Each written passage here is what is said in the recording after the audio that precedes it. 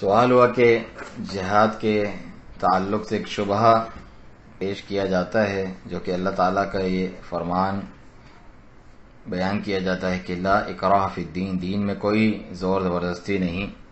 تو اس فرمان کو اور جہاد کو کس طرح آپ جمع کریں گے؟ کیونکہ بلا شبہ جو کافر ہیں یا جو گمراہ لوگ ہیں اسلام کی طرف منسوب ہوتے ہیں وہ جہاد کو دین میں زبردستی شمار کرتے ہیں کسی کے دین میں تبدیلی کرنے کے لیے، اور اسے وہ اس آیت کے خلاف سمجھتے ہیں کہ ان میں آپس میں ٹکراؤ ہیں. تو اس شبہ کا رد کس طریقے سے کیا جائے؟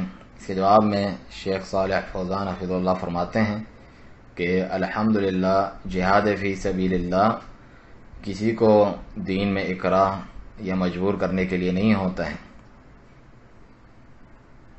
اور کسی کو دین بدلنے پر مجبور نہیں کیا جاتا،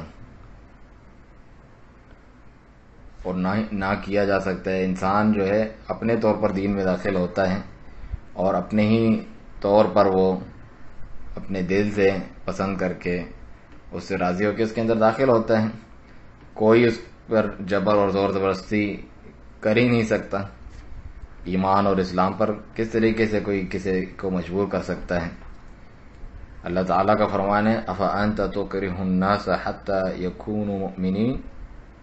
نبی صلی اللہ علیہ وسلم کو خطاب کیا کہ آپ لوگوں پر جبر کریں گے، مجبور کریں گے تاکہ سارے مومنین ہو جائیں، اس وقت تک کرتے رہیں گے؟ ایسا نہیں.